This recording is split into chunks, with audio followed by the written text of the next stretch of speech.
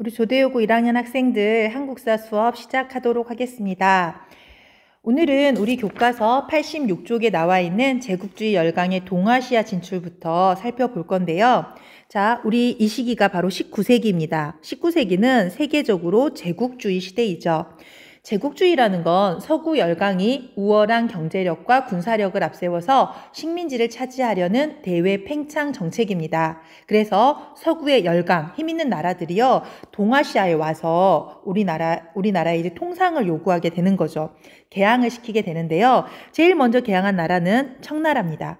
청나라를 개항시킨 나라는 영국인데요. 영국과 아편 전쟁을 하게 되고요. 아편 전쟁에서 청나라가 지게 되죠. 예, 져요. 그래서 여기에 대해서 난징 조약을 체결해서 5개의 항구를 개항을 하게 됩니다.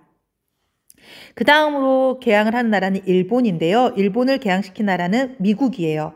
미국은 태평양을 건너와가지고요, 일본의 개항을 요구합니다. 어떤 방법이었냐면 미국의 페리 제독이요, 함대를 끌고 와서 무력 시위를 벌여서 일본의 개항을 요구하는데요. 1854년 미일 화친 조약으로 일본이 개항을 하게 되죠. 일본은 이렇게 자신들이 당한 방법을 그대로 20년 후에 우리나라에 쓰는 겁니다. 우리나라를 개항시킨 나라는 일본이잖아요.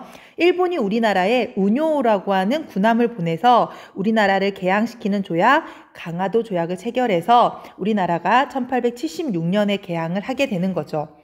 시기적으로 보면 우리가 가장 늦게 개항을 한 거예요. 청나라는 1840년대, 일본은 1850년대, 조선은 1870년대 이렇게 개항을 하게 됩니다. 자, 흥선대원군의 개혁정치와 통상수교 거부정책을 볼 건데요. 오늘은 흥선대원군이 개혁정치, 대내적으로 했던 개혁정치의 내용을 살펴볼 거예요. 우리 흥선대원군은 누굽니까? 흥선대원군은 고종의 아버지입니다. 고종의 아버지. 자, 고종의 아버지인데요. 고종이 왕위에 오르게 돼요. 몇 살? 12살이에요. 자, 고종이 즉위하는데 12세. 나이가 어려요. 그래서 아버지가 대신 권력을 장악을 하게 되는 거죠. 그런데 흥선대원군이 집권했을 당시에 조선의 상황은 좋지 않습니다. 대내적으로는 세도 정치가 60여 년 동안 이루어져요. 그래서 삼정이 문란하고요. 농민 봉기가 전국적으로 일어납니다. 또 대외적으로는 서양 세력이 접근을 해서 위기감이 고조되고 있다라고 얘기를 하죠. 그래서 흥선대원군은 제일 먼저 이제 통치체제를 정비하기 위해서 세도 가문을 약화시키고 인재를 등용했고요. 자, 이 세도 가문이 장악하고 있는 기구가 비변사예요. 그래서 비변사를 축소하고 폐지시키게 됩니다. 자, 의정부와 상군부를 이렇게 부활을 시키고요. 그 다음에 대전회통이라고 하는 법전이에요.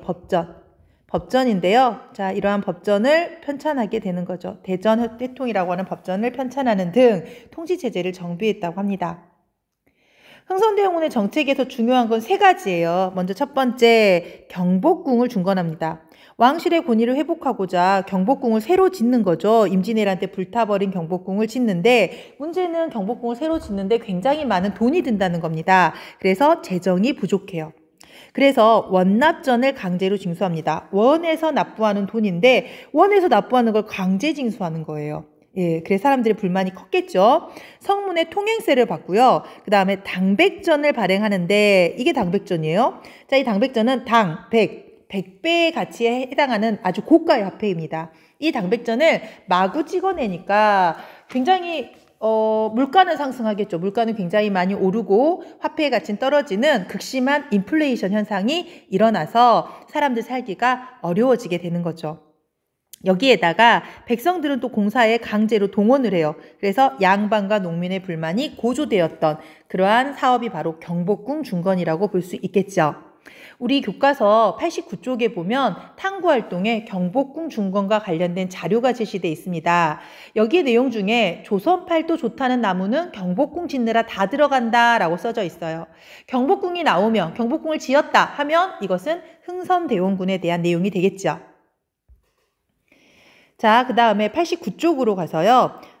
삼정을 개혁합니다. 삼정의 문란이 심하잖아요. 삼정이라고 하면 땅에 대한 세금, 전정, 그 다음에 군포를 내는 군정, 그리고 가난한 백성에게 쌀을 빌려줬다가 약간의 이자만 받는 황곡 제도가 있습니다.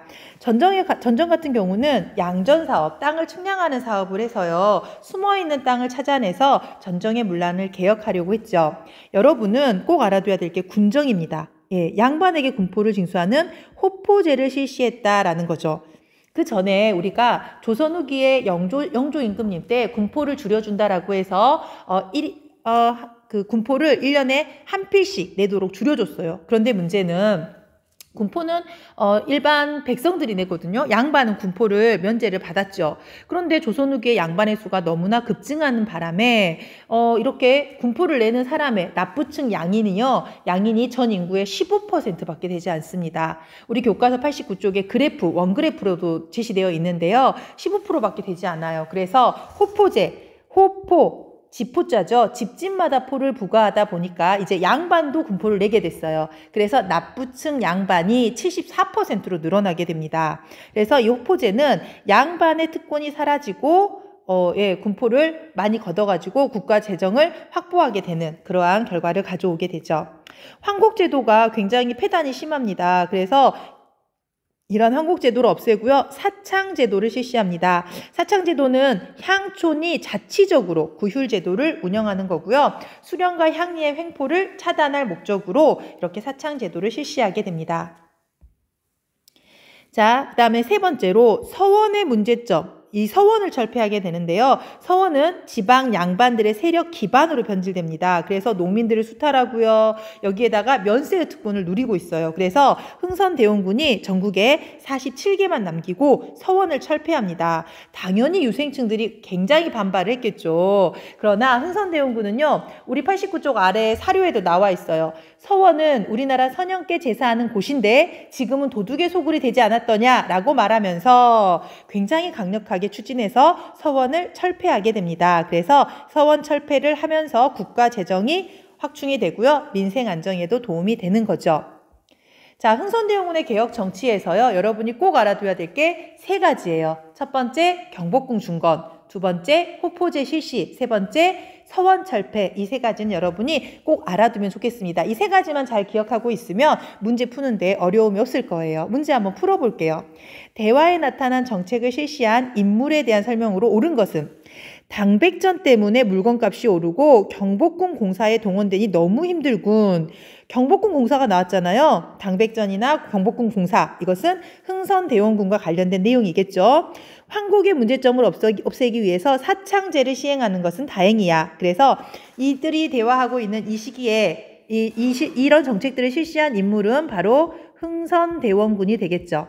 자, 흥선대원군에 대한 설명을 고르면 됩니다. 흥선대원군은 바로 호포제를 실시했죠. 제가 아까쯤에 호포제 실시한 거 꼭 외워둬야 된다라고 얘기를 했어요. 1번의 국자감은 고려시대 국립대학이고요. 2번의 22담론은 백제 무령왕이 실시했던 제도이죠. 4번의 경국대전을 완성한 건 조선의 성종이고요. 5번의 초계 문신제를 시행한 것은 정조 때 있었던 일입니다. 가에 들어갈 내용으로 가장 적절한 것은 요거 작년에 모의고사에 나왔던 문제잖아요. 자, 그런데 여기 보면 서원을 철폐했고 호포제를 실시했다. 가에 들어갈 말 서원 철폐, 호포제 실시, 바로 흥선대원군인데요. 흥선대원군은 또 뭘 했죠? 바로 경복궁을 중건했죠. 그래서 여러분이 흥선대원군의 개혁 정치에서 알아둬야 될 거, 흥선대원군은 고종의 아버지로, 고종이 나이가 어려서 고종을 대신해서 10년간 통치를 하게 되는 거고요.